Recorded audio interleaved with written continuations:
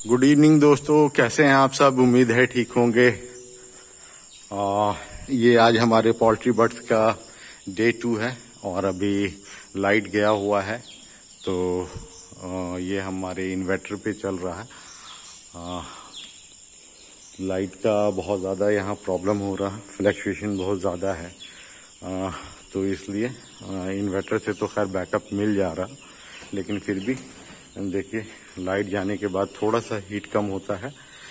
थोड़ा सा हीट कम होने की वजह से ये देखिए बच्चे का पोजीशन सब इकट्ठा होना शुरू हो जाते हैं। तो 1-2 दिन और इनको थोड़ा सा केयर करना होगा। हालांकि कल रात में 2:30 बजे तक मैं यहाँ पे था, तो मॉर्टेलिटी तो नहीं हुआ था, लेकिन मॉर्निंग में 1 पीस हुआ था। इसका मतलब है कि ठीक ठाक है, फिर भी टेम्परेचर मेंटेन हो जा रहा है। ये देखिए, ये 1 पीस मॉर्निंग में मॉर्टेलिटी निकला था।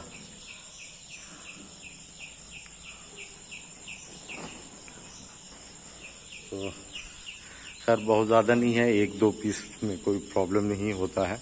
वो वैसे भी जो कमज़ोर बच्चे होते हैं तो वो सस्टेन नहीं कर पाते हैं, और फार्मर के लिए भी अच्छा ही है। जो कमज़ोर बच्चे हैं वो 1-2 रोज़ में अगर मॉर्टेलिटी हो जाता है तो नुकसान नहीं होता है उसमें। और वही अगर हफ्ते 10 दिन 15 दिन के बाद जितने डिले होगा मॉर्टेलिटी में, तो वो लॉस में है, क्योंकि वो फीड इनटेक कर लेगा। और फीड तो आज के डेट में जान रहे हैं कि कॉस्टिंग बहुत ज़्यादा हो गया फीड का, तो वो FCR आपका ख़राब कर देता है, जिसके वजह से FCR जहाँ ख़राब हुआ तो रिज़ल्ट ऑटोमेटिकली है कि आपका ख़राब होगा और पेमेंट पे इफ़ेक्ट पड़ेगा। तो फार्मर का मेन मुद्दा है पेमेंट।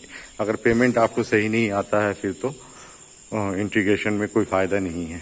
इसलिए इंटीग्रेशन में आप FCR पे ध्यान दें कि FCR कैसा आना चाहिए। FCR अगर ठीक है तो आपको पेमेंट दिखेगा, वरना पेमेंट दिखना कोई फ़ायदा नहीं है पेमेंट दिखने का। तो आपका पूरा लॉट, जो आप एक लॉट मेहनत करते हैं डे 1 से लेके डे 40 तक, ये हम बता दूं कि हमारा सुगना का है, और सुगना में 40 दिन से पहले लिफ्टिंग का कोई स्कीम नहीं है। जो भी लिफ्टिंग होता है वो 40 डेज के बाद ही करते हैं वो लोग। 42-43 डेज में होगा, लेकिन 40 डेज से पहले वो लोग लिफ्टिंग नहीं करते हैं, चाहे आपके फार्म पे कुछ भी प्रॉब्लम हो, चाहे जो भी हो। कभी कभार किसी केस में अगर मार्केट में शॉर्टेज है तो वो लोग कंसीडर कर लेते हैं, बट 40 डेज से पहले वो लोग कोई कंसीडर नहीं करते हैं। तो 40 दिन आपको झेलना ही झेलना है इन बर्ड्स को। और 40 रोज से पहले, डे 1 से पहले 1 हफ्ते आप साफ सफाई में पकड़ लीजिए, और फिर जब लिफ्टिंग होता है उसके बाद भी 4-5 रोज आपके वेस्ट जाते हैं लीटर सफाई करना, फार्म की सफाई करना।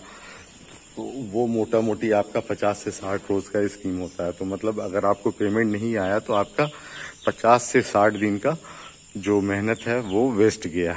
और लास्ट टाइम में तो मेरा एक्सपीरियंस बहुत ही ख़राब रहा, क्योंकि जो पेमेंट आया है वो मेरा 3 रुपया पर केजी के हिसाब से आया था। तो लास्ट टाइम वेट भी नहीं आया, और मैनेजमेंट तो ख़राब हुआ ही था। मैनेजमेंट के ख़राबी के वजह से ही आपका जो है रिज़ल्ट ख़राब होता है। तो आप जो बोल लीजिए, क्योंकि लास्ट टाइम मैंने रूफ पे स्प्रिंकलर लगाया था बट पुआल नहीं डाला था, तो वो मेरी गलती है। और जो इन्फेक्शन आया वो तो खैर बात की बात है, लेकिन मैंने भी अपनी तरफ से थोड़ी गलती की थी, तभी मुझे मेरा रिज़ल्ट ख़राब मिला। और नतीजा ये हुआ कि मेरा पेमेंट 20-21 हज़ार रुपया आया, तो उसमें मेरा भूसे का कॉस्ट भी नहीं निकला। इसलिए इस बार मैं चिक्स तो कम लिया हूँ, और मैनेजमेंट थोड़ा सा टाइट रखा हुआ है कि मुझे नहीं प्रॉब्लम ना हो। खैर देखता हूँ इस बार कि क्या होता है, और कोशिश करूँगा कि जो भी हो मैं मतलब करूँ, आपको अपडेट करूं। तो खैर इस बार अभी आज से हम लोगों ने एंटीबायोटिक देना शुरू किया है, और लीवोफ्लॉक्स सुगना का ही है, वो डाल रहा हूं।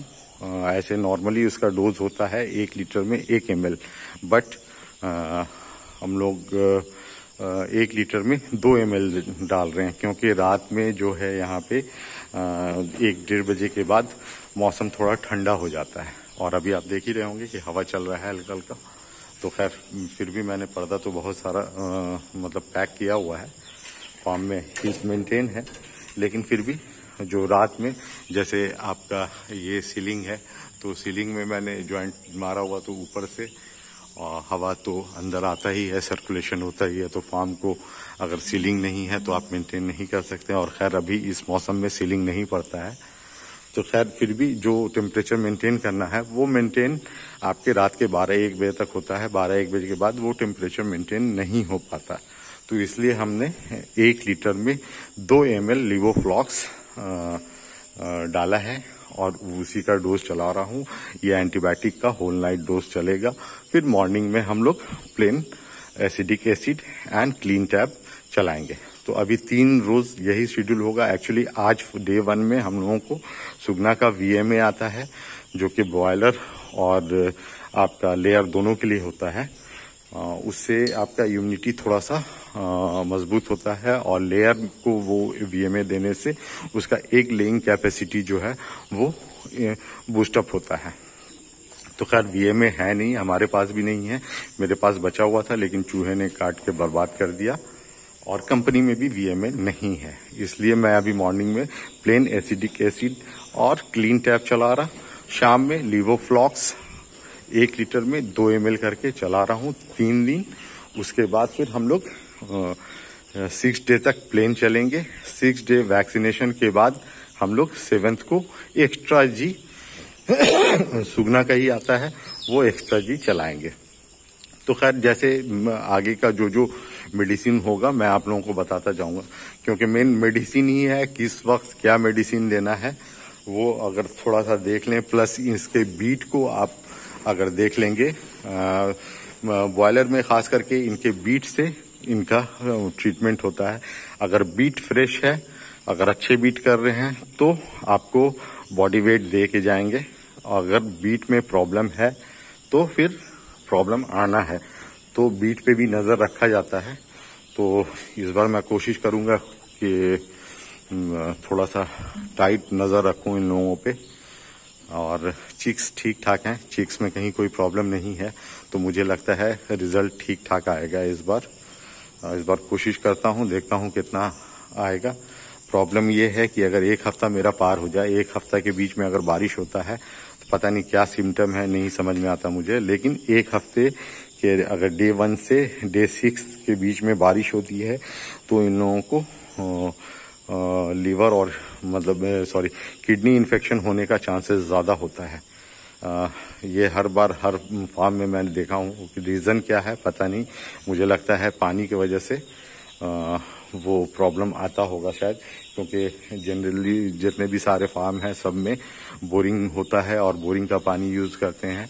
तो बारिश होने से आपका जनरल भी आप घर में भी अगर आप बारिश के सीज़न में जब आप RO लगाएं या फिर डायरेक्ट बोरिंग का पानी पी रहे हैं, तो आप जब उसका TDS चेक करेंगे तो वो TDS वैरी होता है।